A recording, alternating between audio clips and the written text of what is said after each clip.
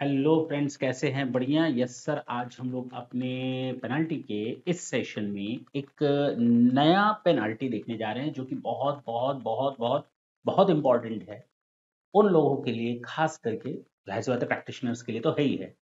उनको ये पता होना चाहिए कि अगर आप जानबूझकर कोई फॉल्स एंट्री करते हैं बुक्स ऑफ अकाउंट में, या फेक इनवॉइस क्रिएट करते हैं, या कोई फेक वाउचर दिखाते हैं अपनी बुक्स ऑफ अकाउंट में। मेरी बात समझ रहे हैं आप मैं क्या बोलना चाह रहा हूं?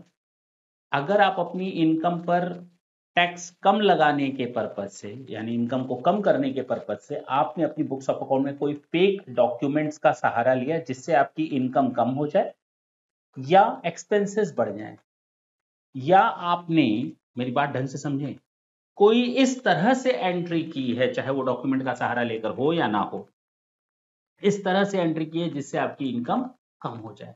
Ultimately your intention is to evade the tax.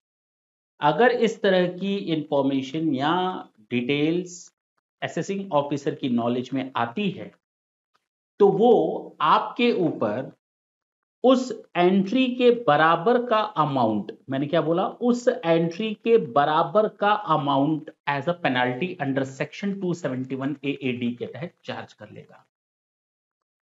कहते ना आड़ा तिरछा, हिंदी में एक वर्ड होता है आड़ा, आड़ा तिरछा यानी टेढ़ा मेढ़ा, तो आड़ा डबल एडी।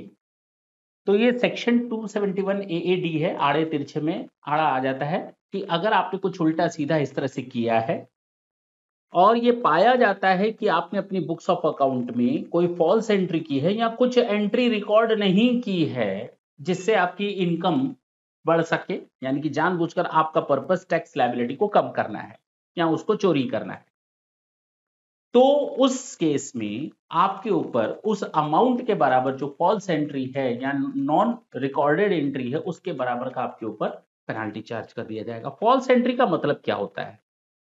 फॉल्स एंट्री का मतलब बताया गया है कोई भी फॉर्स्ड और falsified document such as false invoice. क्या बोला मैंने?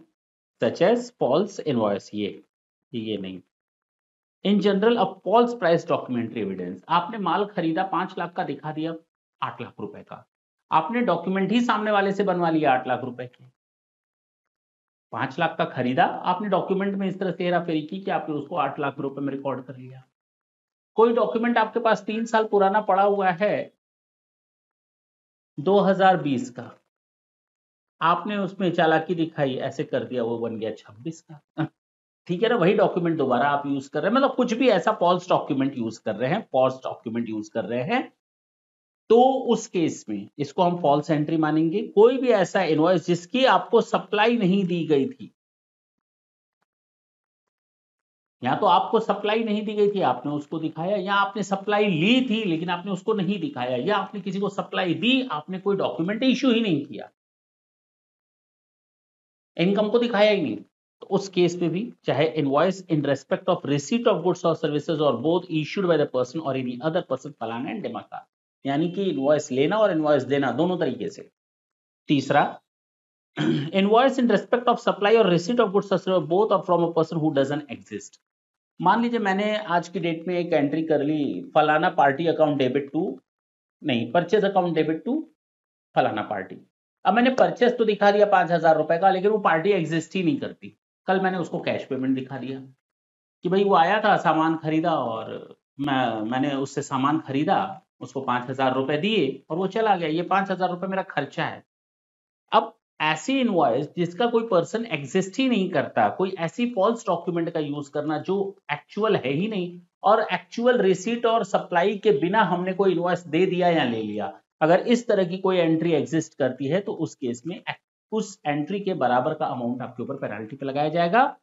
साथ ही साथ बचने की जरूरत नहीं है भाई साहब उन लोगों को जिन्होंने आपका साथ दिया है, दूसरे के काम में टांग अड़ा रहे हो ना, अड़ाओ।